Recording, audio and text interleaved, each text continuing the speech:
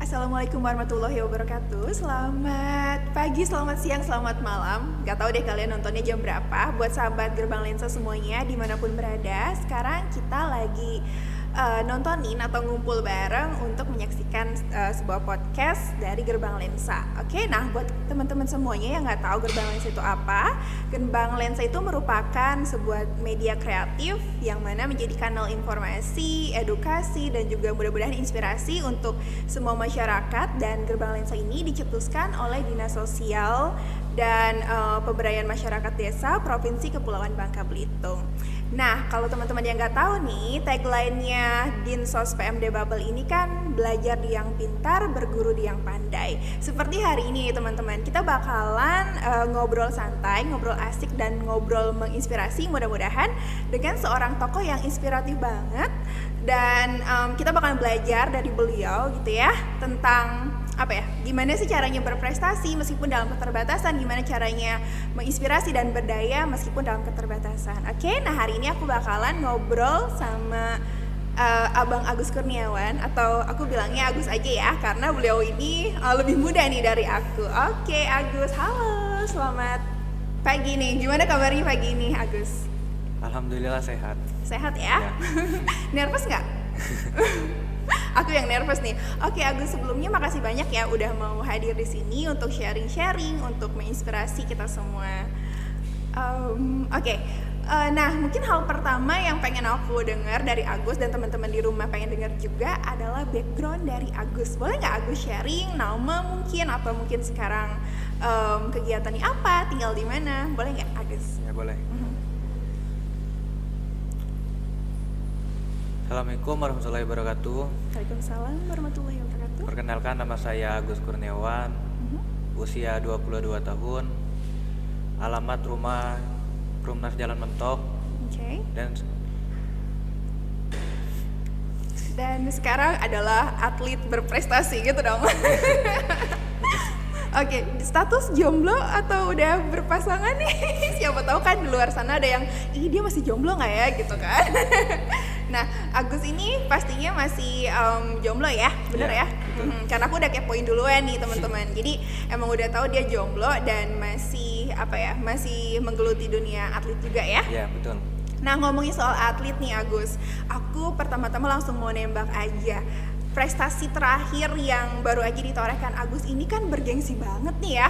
Peparnas, atau mungkin orang-orang taunya PON gitu ya. Cuman aku taunya Pekan Paralimpik Nasional yang diselenggarakan di Papua tahun 2021 kemarin. Nah, Agus ini kan memboyong sebuah medali, oh my god, itu keren banget, medali perak ya? Iya, betul. Juara 2 di ajang Peparnas untuk cabang apa nih? Biar cerita aja deh Agus deh, gimana, bisa cerita nggak tentang hal itu? Kalau perlombaannya mengikuti atletik, cabang atletik, nomor lompat tinggi dan lompat jauh. Yang berhasil meraih membawa medali itu di nomor lompat tinggi. Lompat tinggi ya. Nah, itu kan kejuaraan nasional ya. Dan juga itu tuh sebenarnya satu ini ya sih, mungkin teman-teman di informasi. Nah, itu tuh satu ini ya, satu kategori dengan PON ya, sama levelnya. Sama levelnya. Wow, keren banget. Nah, buat yang nggak tahu, PON itu Pekan Olahraga Nasional ya. Nah, untuk Peparnas ini kan dikhususkan untuk mereka yang merupakan atlet disabilitas ya. Betul. Agus, betul banget.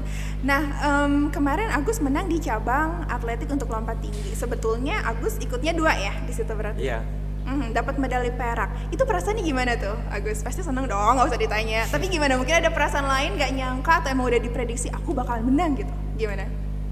Kalau dalam setiap hari waktu latihan, prediksi pun optimis untuk menjuara. Wow, udah punya jiwa ini banget nih, juara banget nih. Terus gimana? Udah prediksi, terus apa lagi? Selain udah tahu bakalan menang, atau mungkin tetap ada kayak shock terapinya, kayak oh my god duitnya banyak banget gitu kan? Karena aku dengar boleh dibocorin gak nih Agus dapatnya berapa dari kejuaraan itu? Boleh? Ya pokoknya di atas 100 deh gitu ya. Di atas 100 juta guys, jadi oh my god gede banget ya. Nah itu Agus ini gak kayak ada shock-shocknya juga gak sih? Atau udahlah biasa aja gitu? Waktu pertama dapat tuh alhamdulillah sangat terharu, biasa membawa medali. Iya betul. Jadi udah deh pokoknya tuh nggak bisa digambarin kebahagiaannya, senangnya, dan pastinya ini tuh prestasi kan. Maksud aku kayak bukan hanya sekedar ya di feature kayak sekarang di feature gitu, enggak, tapi benar-benar telah membuktikan dan menorehkan prestasi yang luar biasa secara nasional dan wakilin provinsi Kepulauan Bangka Belitung pastinya, ya nggak sih? Oke, nah orang kan taunya Agus ini udah di puncak ini ya, puncak prestasi yang luar biasa. Tapi aku mau sedikit flashback ke belakang dulu nih. Agus itu dulunya kenapa sih bisa nyemplung di dunia atlet? Ada yang ngejorogin gitu ya, ada yang ngedorong, atau enggak deh aku mau sendiri deh ikut jadi atlet gitu? Gimana, boleh cerita nggak? Awalnya pertama kali mengunjungi stadion dan dan pertamanya nganti teman-teman buat jogging. Setelah itu saya pun ikut jogging. Ternyata di sana waktu ada teman-teman lain lah, rekan-rekan atletik, latihan. Nah, di salah satu itu ada seorang pelatih yang melirik saya. Melirik, cewek apa cowok tuh pelatihnya? Pelatihnya cewek. Oh, melirik ya. Tapi nggak ada yang aneh-aneh kan ya? Maksudnya mungkin melirik karena punya potensi nih kayaknya Agus, betul. Terus akhirnya dia berbicara sama saya, mau nggak masuk atletik? Nanti kita gali potensinya, buat nomor apa aja yang menonjol buat Agusnya. Oke. Setelah itu latihan terus, ternyata di lompat jauh sama lompat tinggi potensinya. Ternyata di situ. Dan kalau boleh tahu itu teman-teman yang sedang berolahraga di situ tuh teman-teman disabilitas juga? Enggak, non. Oh, bukan disabilitas. Iya. Terus tadi pelatih tadi apakah ketika melirik Agus ini karena beliau itu spesifikasinya di atlet disabilitas atau emang juga umum sebenarnya? Dua-duanya. Oh, oke. Nah, ngomongin tentang kedisabilitasan nih Agus, mungkin tadi juga aku agak sedikit missing, agak kelupaan untuk mendeskripsikan kedisabilitasan yang Agus alami gitu ya. Boleh sharing nggak ke teman-teman semuanya, ke sahabat Gerbang Lensa, apa sih sebenarnya jenis kedisabilitasannya Agus? Kayak aku kan tunanetra ya, mungkin Agus apa bisa sharing ya? Kalau saya tunadaksa. Nah, spesifiknya gimana nih kalau boleh digambarin? Setahu aku kan untuk kaki sebelah kiri ya. Nah, itu bisa sedikit diceritain nggak latar belakangnya gimana? Apakah dari lahir atau mungkin karena kecelakaan atau apa? Memang udah dari lahir, udah dari kandung ibu. Terus sebelah kirinya kakinya tidak utuh tapi sampai dengkul ya? Iya, sampai dengkul. Nah, oke, kalau kayak gitu berarti sekarang sehari-harinya Agus menjalani kegiatan atau mungkin beratlet, berkecimpung di dunia atlet ini, kakinya apakah ada alat bantu atau gimana nih Agus? Kalau untuk sehari-harinya cuman pakai tongkat, tapi waktu latihan kalau disuruh lari memang nggak pakai alat bantu. Oke, ketika pakai tongkat itu juga pakai kaki palsu kah atau enggak? Enggak. Nah, ketika lari pakai kaki palsu berarti? Enggak.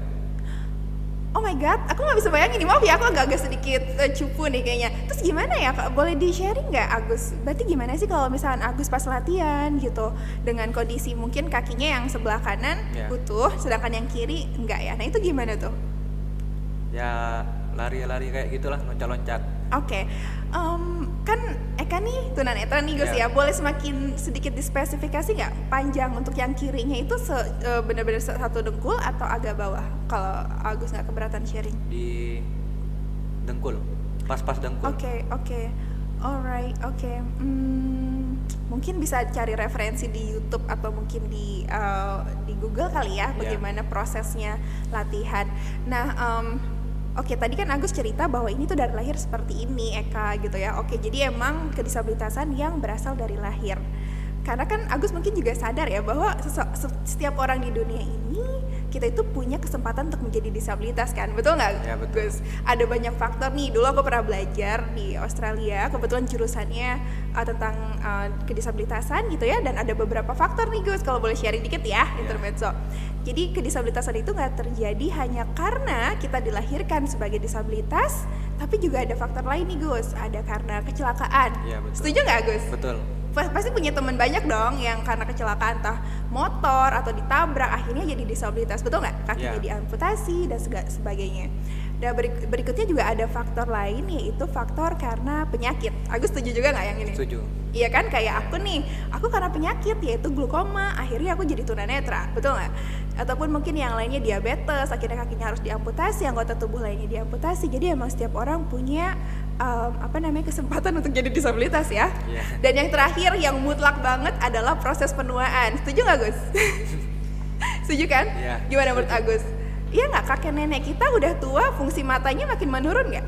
Ya betul. Betul kan? Iya nggak sih, jadi kayak tunanetra mereka, bahkan ada yang benar-benar sampai penglihatannya nol sama sekali. Jadi emang kedisabilitasan itu deket banget sama kita, makanya jangan pada sombong mentang-mentang sekarang masih bisa beraktivitas dengan normal terus kayak no, kita nggak bakal jadi disabilitas, padahal itu sangat deket banget sama kita, ya gak sih?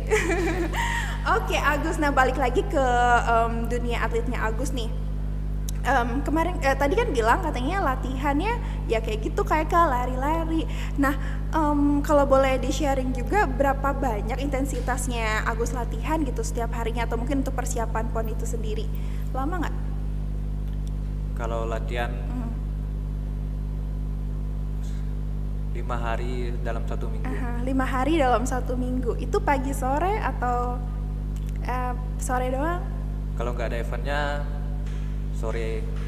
Mungkin kalau udah mendekati event pagi sore gitu ya. Kayak nama rumah makan ya Gus. Oke, nah Agus, ini aku juga rada-rada bertanya-tanya nih, bukannya Agus itu baru aja lulus sekolah kan sebenarnya tahun 2020, betul nggak? Ya. Nah, berarti sebelumnya latihannya di antara kesibukan Agus juga sekolah dong? Ya betul, kalau dulunya masih waktu sekolah cukup waktu sore aja pulang sekolah. Oke. Nah, tapi sekarang Agus setelah lulus belum ada kepikiran mau kuliah, atau emang rencananya mau kuliah juga nih? Rencananya tahun ini mau kuliah. Oke, mudah-mudahan ya. Apakah mau ngambil jurusan guru olahraga gitu karena atlet, atau mau jurusan lain Gus, kalau boleh tahu? Jurusan lain. Lain ya.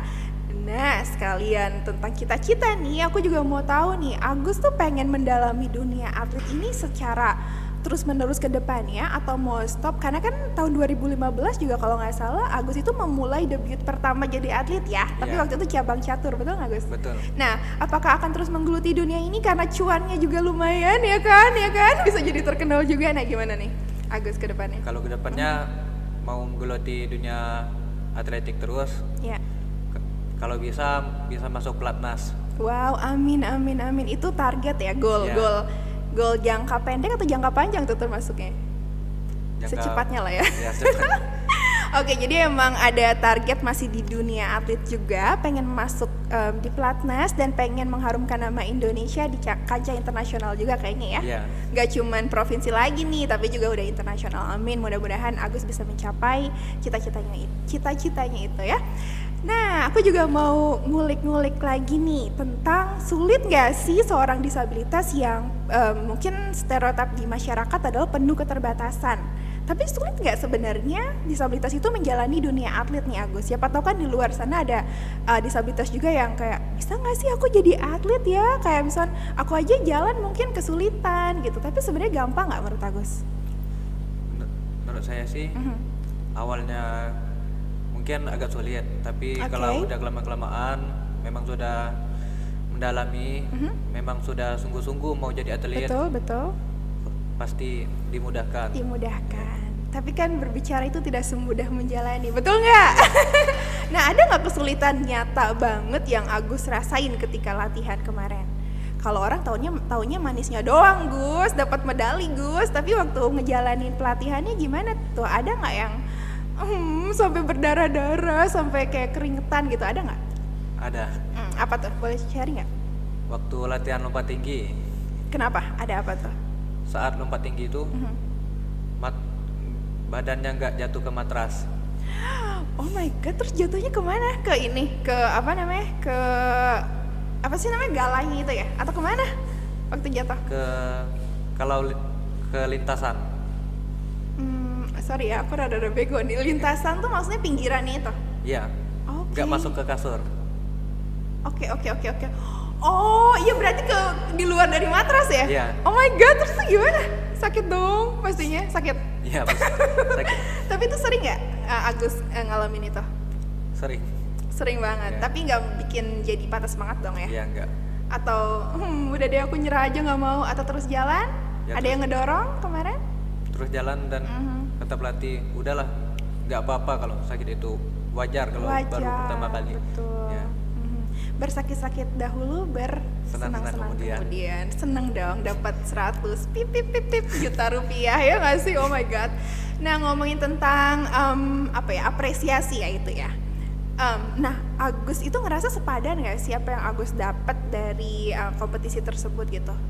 Apresiasinya entah berbentuk uang ataupun publikasi ataupun medali, itu udah worth it nggak sih atau sebenarnya kurang? Gimana menurut Agus? Udah sepadan sih. Udah sepadan ya. Dapat. Iya. Jadi udah sepadan dengan kesulitannya latihan, terus juga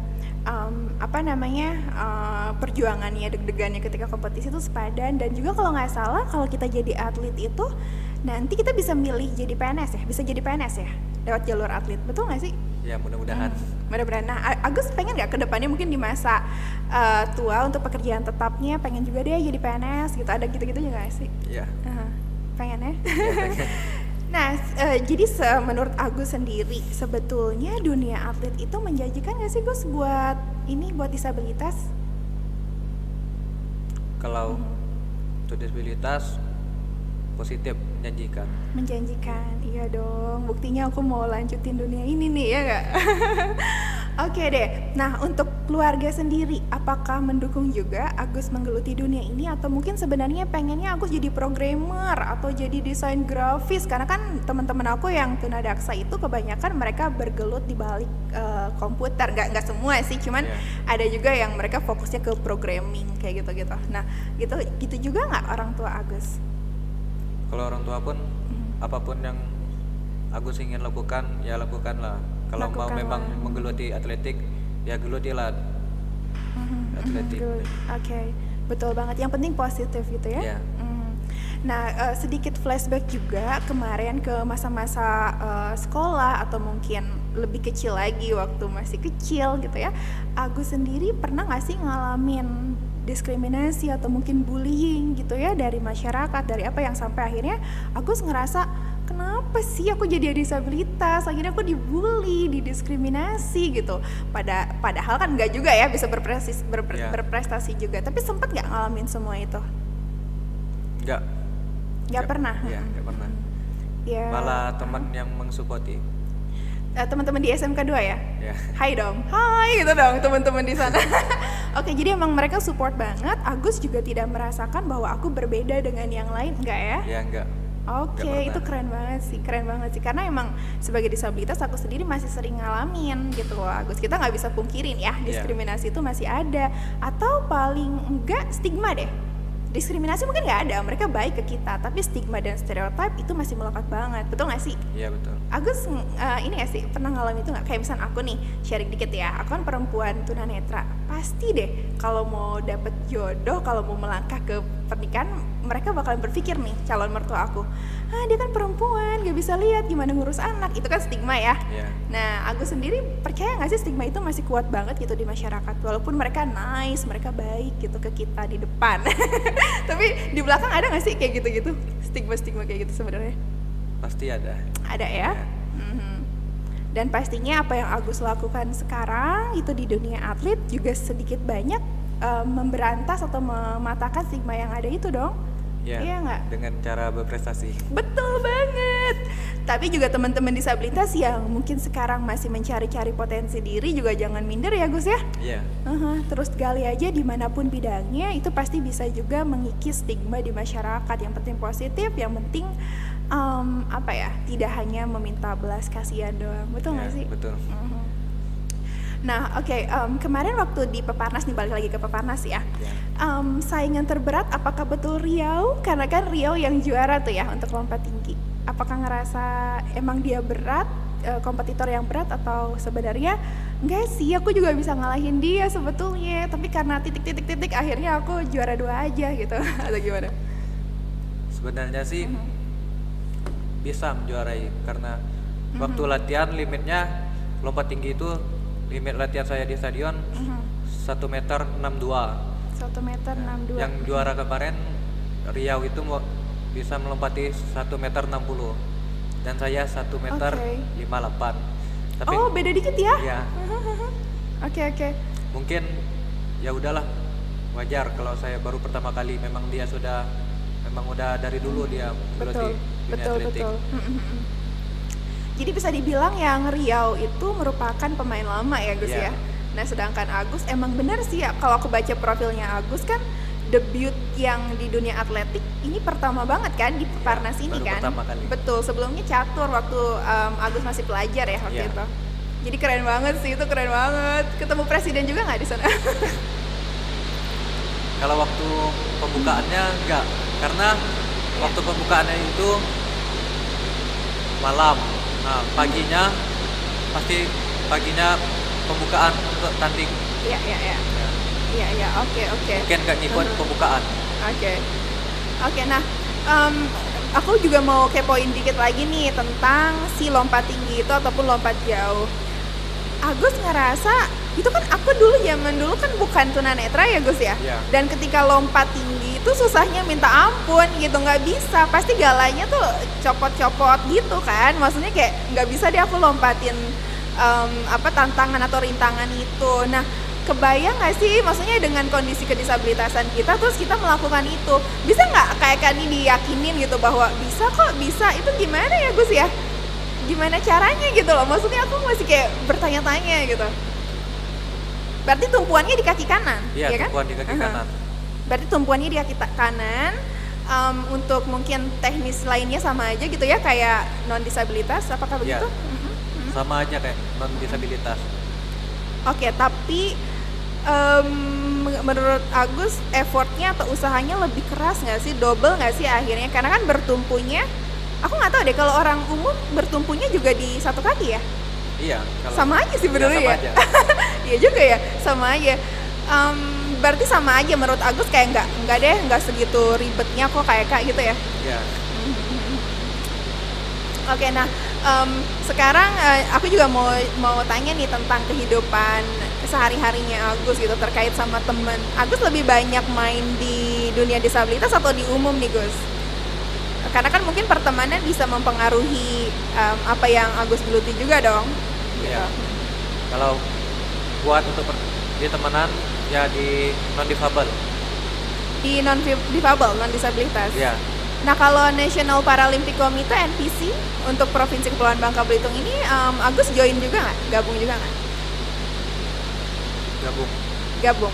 Nah kan masyarakat umum atau mungkin aku taunya kan kalau mau jadi atlet disabilitas itu lewat NPC Gus. Iya. Nah apakah Agus juga dulu masuk lewat NPC dulu selain tadi dilirik sama pelatih gitu ya? Apakah setelah itu join NPC dan dibina oleh NPC atau gimana? Ya di join NPC. Lalu dibina. Dan memang informasi pasti banyak banget ya di NPC ya terkait kompetisi atau cabang-cabang olahraga untuk disabilitas. Oke. Nah sekarang moving ke pemerintah nih Gus. Kemarin ketika proses kompetisi di Peparnas itu, pemerintah gimana nih atensinya untuk Agus? Apakah juga mensupport atau mendukung atau gimana? Mendukung ya, apalagi ketika kemarin pulang bawa medali, aku baca di berita juga di media bahwa ada juga apresiasi dari kayak pemerintah kota gitu-gitu nggak sih, benar nggak? Yeah. Oke. Agus ini nggak sih kayak kalau boleh tahu ya, Agus menyesali nggak sih kayak kedisabilitasan Agus ini sebenarnya, walaupun tadi bilangnya nggak minder, nggak gimana gitu, tapi sebenarnya ada nggak kadang perasaan seperti itu? Perasaan pasti ada. Oh masih ada ya, walaupun udah jadi juara tetap ada perasaan itu. Apa tuh kayak apa sih kayak yang mau Agus lakuin kalau seandainya aku nggak disabilitas nih, aku bakalan ngelakuin ini gitu? Apakah itu bentuk penyesalannya atau gimana? Kalau seandainya saya nggak disabilitas, mungkin kedepannya udah berubah, mungkin ingin jadi Akpol. Wow, pengen jadi polisi ya? Keren. Tapi nggak apa-apa dong ya. Maksudnya walaupun sekarang bidangnya lain, tapi tetap juga bisa membanggakan keluarga. Apalagi membanggakan provinsi tercinta gitu kan, itu keren banget loh beneran, dan mudah-mudahan kedepannya bisa membanggakan negara juga. Oke.